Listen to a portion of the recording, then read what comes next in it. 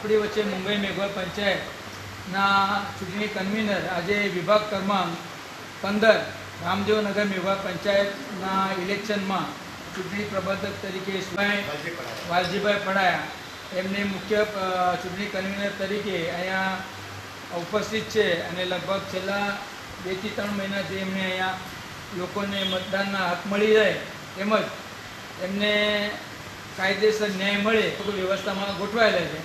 તો મારે અરુણભાઈને પ્રશ્ન છે કે અરુણભાઈ, તમે આજે ચૂંટણીમાં કન્વીનરમાં જે તમે કયા વિઘ્નો તમને હમણાં દેખાણા અહીંયા રામદેવનગર વિઘ્ન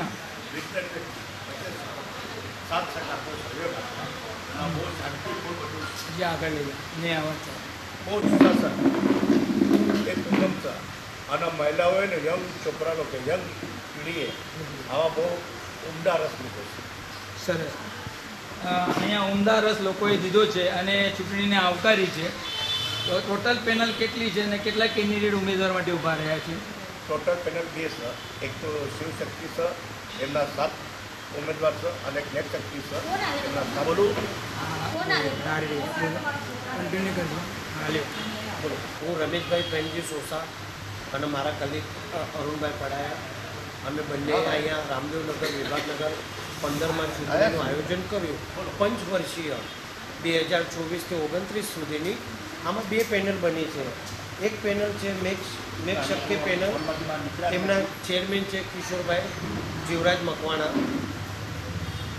એકનું જ નામ બોલી ચાલશે ને? ના બરાબર. પેનલ પ્રમુખ તરીકે શિવશક્તિ બીજી પેનલ શિવશક્તિ પેનલ, એમના ઉમેદવારો 7 છે. એમાં જીવરાજભાઈ લક્ષ્મણ સોલંકી આ એમના અધ્યક્ષ છે. વિભાગનગર 15 રામદેવનગરમાં તારીખ 30 તારીખે સવારે 9 થી 6 વાગ્યા સુધી ચૂંટણીનું આયોજન કરવામાં આવ્યું છે. અને બીજી વાત, 7 વાગ્યા પછી કાઉન્ટિંગ ચાલુ થશે અને અમે ચૂંટણીનું જે બી રિઝલ્ટ હશે એ અમે 9-10 વાગ્યામાં જાહેર કરી આપશું. પછી સોગંદવિધિ અને એ બધું 7 તારીખે 7 જુલાઈ અથવા તો સંજોગોના હિસાબે અમે વ્યવસ્થા આગળ પાછળ વ્યવસ્થા કરી શકશો. અને બીજી એક વાત, વી ચેનલના જે બી તમે સાથ સહકાર આપ્યો એ બદલ હું અમારા ચૂંટણી કન્વીનર તરફથી બધા મેમ્બરો તરફથી ખૂબ ખૂબ આભાર માનું છું. અને હમણાંનું યંગ જનરેશન છોકરીઓ બહેનો દીકરીઓ એ બધાએ અમને બહુ સાથ સહકાર આપ્યો, એ બદલ એમનો પણ આભાર માનું છું. અને અમે દિવસ રાત બહુ મહેનત કરી છે. 30 તારીખે શાંતિથી ચૂંટણી થાય એવી અમારી રામાપીર દાદા પાસે પ્રાર્થના છે અને વિનંતી. રમેશભાઈ અને અરુણભાઈ, મારે તમને પ્રશ્ન છે કે અહીંયા જે ઇલેક્શન થઈ રહ્યું છે એમાં તમે મહિલા માટે કંઈ આરક્ષણ રાખ્યું ખરું? 2 મહિલ એક ઉપપ્રમુખ માટે મહિલા અનામત, મહિલા તરીકે અને પ્રમુખ માટે તમને પ્રમુખ માટે અમે ચૂંટણી ઢંઢેરામાં આજે ચૂંટણી ઢંઢેરો એની અંદર તમને હું જણાવી દઉં કે અમે જે પ્રમુખ માટે રાખ્યું હતું ને એ સ્ત્રી અને પુરુષ કોઈ ઉભા રહે કોઈ પણ રહે. અને આરક્ષણ કોના માટે રાખેલું? મહિલા તરીકે આરક્ષણ રાખેલું. ઉપપ્રમુખ મહિલા અનામત એક મહિલા અનામત. આમ તો ઓપન જ હતી, કહેવાનું ભાવ ઓપન જ હતું, પણ વિશેષ કરીને તમે મહિલા માટે બે આરક્ષણ રાખ્યું છે. કોઈ પણ પદ માટે ઉભા બધા પદમાં મહિલા પુરુષ ઉભા રહી રહી શકે. પણ ઉપપ્રમુખ માટે તમે મહિલા કમ્પલસરી. એટલે તમે સ્ત્રીને સમાન દરજ્જો આપવા માટેનો પ્રયત્ન કર્યો છે, એ બદલ તમારો ધન્યવાદ. દેશ ચૂંટણી આયોગનો ધન્યવાદ. અત્યારે ટોટલ વોટર તમારી પાસે કેટલા થયા છે? 895 છે. એમાં હજી પણ કાંઈ હોય તો ચાન્સીસ નથી, પણ ટોટલ અહીંયાના વોટર લોકો છે 895. તો અમને આશા છે કે બધા ભાઈઓ આવે અને એમનો ચૂંટણીનો પૂરો અધિકાર લે અને અમને સાથ સહકાર આપે અને શાંતિપૂર્વક આ કામ થઈ જાય એવી અમે પ્રાર્થના કરીએ છીએ. રામદેવનગર વિભાગનગર 15ના બંને પેનલના અને સંપૂર્ણ રહેવાસીઓના અમે વિનંતી કરીએ છીએ. ટોટલ આપણી મેઘવાન હાથીને આમાં આવરી લીધી છે કે બીજી વિભિન્ન પ્રજાતિને પણ તમે લીધેલી? ફક્ત તો ટોટલ કેટલા આપણા ઘર છે અહીંયા? 895. પ્રત્યેક ઘરમાંથી 18 વર્ષની ઉંમરનું જે પણ છે એમને ટોટલ ઘર કેટલા? 260 ઘરમાંથી 895 800 એટલે 216 260 ઘરમાંથી 800 55.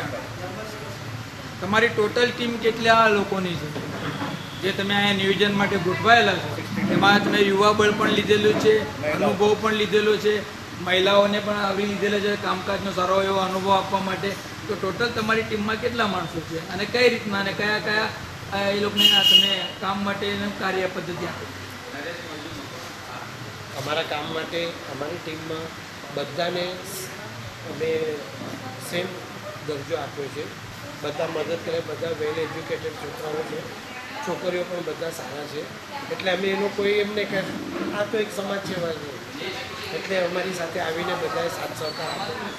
અમારી આખી ટીમનો હું ખૂબ ખૂબ ધન્યવાદ કરું છું.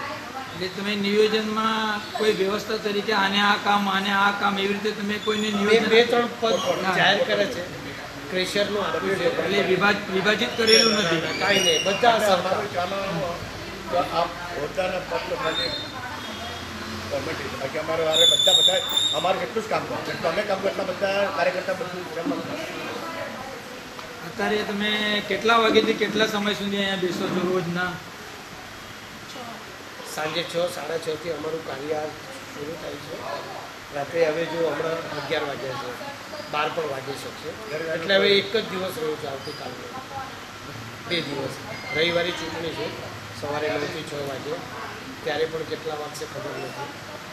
મેઘવા જ્ઞાતિનો જે કાંઈ મતદાર હશે તમારી તરીકે તમે એની વ્યાખ્યા કઈ રીતે લઈને તમે આની અંદર એને મતદાર તરીકે નોમિનેશન કરો છો? જેમણે તમારી વ્યાખ્યા કહો છો મેઘવાળ તરીકે. હા, હવે આપણા બધા ભાઈઓને લેવડ તો છે જ છે ઓલરેડી. એકચ્યુઅલી એમને બધાને અધિકાર મળ્યો છે. વ્યાખ્યા એમ છે કે આપણે કેન્દ્રીય પંચાયતને કહેવા પ્રમાણે એમણે જ્યાં એમને નામ નોંધાવ્યું છે, એમણે પૈસા ભરીને જે બી કાંઈ પાવતી લઈને આવે છે ત્યાંથી કાર્ડ પણ આવે છે. કાર્ડ અમારી પાસે રેડી છે. એમને હવે માન્યતા અને વ્યાખ્યા પ્રમાણે એમને લીધેલા છે. એટલે જેણે પણ મુંબઈ મેઘવા પંચાયતમાં નામ નોંધાવ્યું છે, સભાસદ બન્યા હશે, એને જ તમે આમાં આવરી લેશો અથવા લીધા છે, બરાબર. એ સ્પષ્ટ છે ને? જેણે મુંબઈ નગર પંચાયતમાં જેણે સભાસદ બને એને મતદાન કરવાનો નામ ઉમેદવારી કરવાનો. 15ના ચૂંટણી આયોગમાં સહાયક તરીકે હીરાભાઈ મૈડા આપણી વચ્ચે બેઠેલા છે. તમને અરુણભાઈ અને રમેશભાઈની હાથ નીચે કામ કરવા માટે સમાજની એક સેવા આપી રહ્યા છે, એમાં તમારો કોઈ અનુભવ સારો નરો? બહુ સારો અનુભવ મળ્યો. મારે પહેલી વખત આ મતદાન કર્યું છે. મારે આ અરુણભાઈનો અને રમેશભાઈનો એક્સપેક્ટ મળ્યો અને આમાં મને બહુ શીખવા મળ્યું અને સમાજ જાગૃત. કદાચ તમને મુંબઈ મેઘવા પંચાયતમાં જો કદાચ તમને ચૂંટણી કન્વીનરમાં સપોર્ટમાં લેવામાં આવે તમે એમાં સહભાગ થશો ખરા? એટલે સમાજનું કામ કરવામાં પાછળ યુવા વર્ગને તમે શું કહેશો? યુવા વર્ગને બહુ સાથ સહકાર આપ્યો. રમિકાબેન, તન્વીબેન, બાકી આ બધા છોકરા અને બહુ સાથ સહકાર સારો આપ્યો. બહુ મહેનત કરેલી છે વીરભાઈ. મંજુલાબેન પ્રેમજી સોલંકી આપણી વચ્ચે. મંજુલાબેન પ્રેમજી સોલંકી જે મહિલા તરીકે અહીંયા ચૂંટણી કન્વીનર સાથે ખંભે ખંભા મિલાવીને એમને મદદરૂપ થયા છે અને સમાજને એક પ્રેરણારૂપ તરીકે કામ કરી રહ્યા છે. તો તમે મહિલા વિશે સમાજને શું પ્રેરણા આપશો? પહેલી વાત તો હું અહીંયા રામદેવનગરમાં ચૂંટણી થઈ રહી છે એ બદલ ખુશ છું અને આભાર માનું છું કે રમેશભાઈ સોસા, અરુણભાઈ પડાયાએ અમને આ કામમાં સહભાગી થવાનો મોકો આપ્યો અને અમે આજે આ કામ કરવામાં બહુ ઉત્સાહિત છીએ અને અમને સારું લાગે છે કે અમને પણ આગળ વધવાનો કંઈ મોકો મળ્યો. કારણ કે ઘરમાં રહેનારી સ્ત્રી, ઘરનું કામ કરનારી સ્ત્રી, એની બહારનું શું છે એની ખબર જ નથી, પણ આજે અમને મોકો મળ્યો કે સમાજમાં શું કામ થાય છે, કેવી રીતે થાય છે અને અમને મોકો મળ્યો છે તો અમે આ કામ સારી રીતે કરશું અને અમારું કામ જોઈને મુંબઈ મેઘવાળ પંચાયત અમને ત્યાં પણ કામ કરવા લે એ સારી વાત છે. અમે ત્યાં પણ અમારો પૂરો સહયોગથી આ કામ કરશું અને રામદેવનગરમાં થઈ રહ્યું ઇલેક્શન સારી રીતે પાર પડી જાય એ જ અમારી ઈચ્છા છે. તમે ઘર અને ચૂંટણી આ બંને વિભાજિત કરીને કેવી રીતે મેનેજ કરી શક્યા? અહીંયા આવવા આવવા માટે એટલો બધો ઉત્સાહ છે કે ઘરનું કામ અમે જલ્દી કરીને રસોઈનું કામ કરીને અહીંયા સમય આપીએ છીએ અને બાળકોને બધાને બરાબર સમય અનુસાર સમય આપીને પણ અહીંયા આવીએ છીએ.